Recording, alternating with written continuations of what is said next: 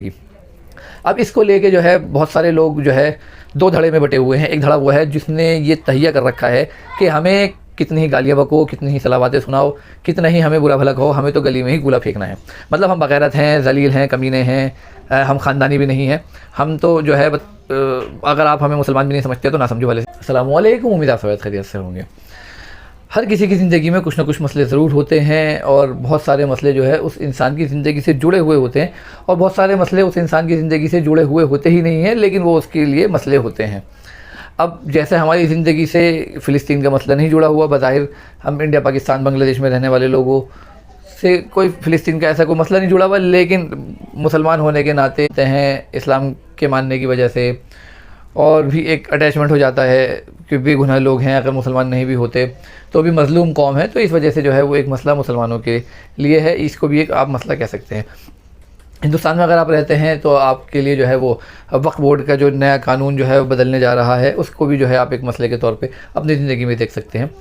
हिंदुस्तान की अगर हम बात करें तो हिंदुस्तान में जो है वो मोब लिंचिंग हो रही है, मुसलमानों को जहाँ मर्जी चाहे पकड़ते हैं, मार देते हैं और कोई सुनवाई नहीं, कोई पुरसाने हाल नहीं। कहीं भी जो है मुसलमानों के घर तोड़ दिए जाते हैं बुलडोज़र से, उसकी भी कोई सुनवाई नहीं है। केस करते रहिए थाने और कोर्ट कचहरी के चक्कर लगाते रहिए, ये भी लोगों के लिए एक मसला हो सकता है और है भी। पाकिस्तान की अगर हम बात करें कि पाकिस्तान में अभी हमने देखा कि किसी ने जो है मॉल की ओपनिंग करी और ओपनिंग के अंदर ही जो है वो लोग आए और मॉल के शीशे वीशे तोड़ के और सारी ही चीज़ें जो है वो लूट कर ले गए। ये भी जो है उन लोगों के लिए एक मसला हो सकता है। हर किसी की ज़िंदगी में जो है अलग अलग मसले हैं, लेकिन आज का जो मेरा मसला है वो बड़ा अजीब व गरीब है और वो मसला है मोहल्ले में कूड़ा फेंकने से मुताल्लिक।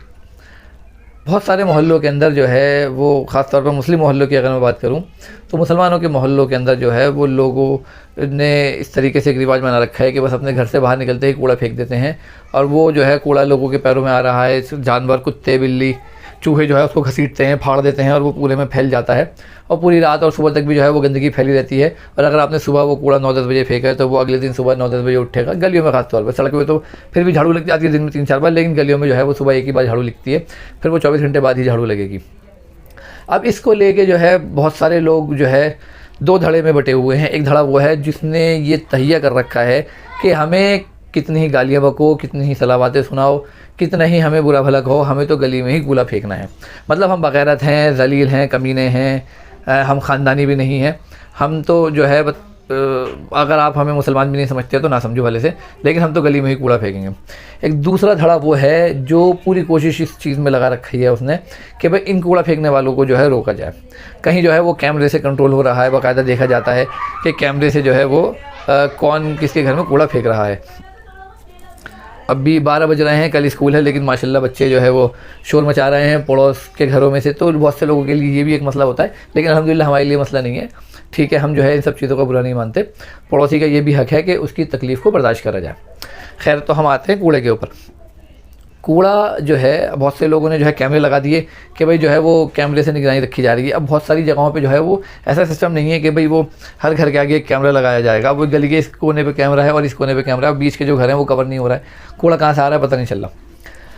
बहुत सारे लोगों ने जो है वो पोस्टर लगाए, जो है तरह तरह के जो है उसके अंदर बातें लिखी, अच्छी अच्छी बातें लिखी कि भाई आप जो है अच्छे शहरी बनिए, अच्छे मोहल्ले वाले बनिए, अपने कूड़े बाहर फेंकिए। और आपको हिंदी में समझा दिया, इस तरह की लाइन लिखी, और फिर आपको उर्दू में भी समझा दिया, इस तरह की भी लाइन लिखी, लेकिन लोगों की समझ में नहीं आई, लोग कूड़ा फेंकते रहे। फिर उससे एक स्टेप आगे जो है लोगों ने जो है बता दिया कि अगर आप अच्छे ख़ानदानी हैं तो आप कूड़ा बाहर फेंकें और ख़ानदानी नहीं हैं तो गली में फेंकें। तो इस पर भी लोगों ने जो है बुरा जो है माना। वो पोस्टर भी जो है वो फाड़े गए, उसके सबूत भी जो है मैं आपको दिखा रहा हूँ, आपके सामने रख रहा हूँ। लोगों ने पोस्टर भी फाड़े और इस तरीके से जो है वो लोग अभी भी बात नहीं आ रहा है कूड़ा फेंकने से। अब हमने वो हदीस भी ढूंढी जिसमें जो है सफाई को आधा ईमान बताया गया है। तो बहुत सारे लोगों ने कहा कि भाई ऐसी कोई हदीस नहीं है, कोई कॉल होगा, लेकिन हमने ढूंढा तो अल्हम्दुलिल्लाह हमें मिल गई मुस्लिम शरीफ के अंदर। वो इस तरीके से है कि पाकीज़गी जो है वो आधा ईमान है। अब आप पाकीज़गी के अंदर बहुत सारी चीज़ें इसको ले सकते हैं। पाकीज़गी जो है वो दिल की पाकीज़गी को भी आप कह सकते हैं, जिस्म की पाकीज़गी भी कह सकते हैं, घर की पाकीज़गी को भी ले सकते हैं। खैर, जो भी चीज़ पाकीज़गी में आती है आप उन सब चीज़ों को इस हदीस के अंदर फिट कर सकते हैं। पाकीज़गी आधा ईमान है। तो जो भी मुसलमान इस वीडियो को सुन रहे हैं, देख रहे हैं, तो इस बात को समझें कि भाई अपनी ज़ात से कोशिश करें कि भाई घर के बाहर कूड़ा ना फेंकें।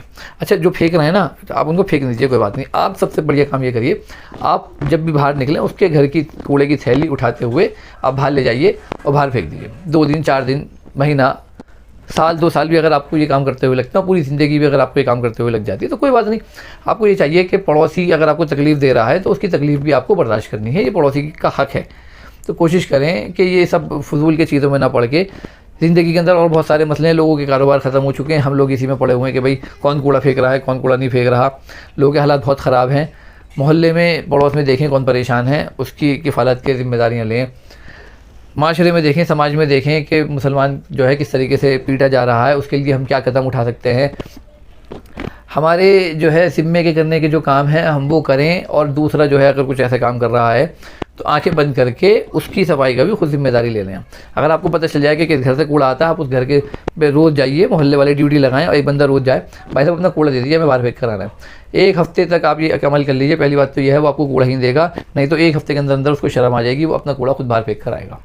तो इस तरीके से लोगों को जो है सलावातें ना सुनाएं, ज़िद बहस का माहौल ना बनाएं, मोहल्ले में 2 ग्रुप ऐसे ना बनाएं कि आपस में जो है मोहल्ले वाले लड़ने लगें, क्योंकि अभी हमारे सामने बहुत सारे महाज हैं जिस पे हमें लड़ना है। अगर हम मोहल्ले के कूड़ों को ही लेके खड़े हो जाएंगे लड़ने के लिए तो फिर आगे हमारे जो बहुत सारे करने वाले काम हैं वो रह जाएंगे और हम बहुत सारी चीज़ों से पीछे हो जाएंगे, जिससे हमें बाद में अफसोस होगा। उम्मीद आपको मेरी बात समझ में आ गई होगी। मेरी वीडियो आपको अच्छी लगे तो इसको लाइक करिए, सब्सक्राइब करिए और अपने से शेयर करिए। अल्लाह हाफ़िज़।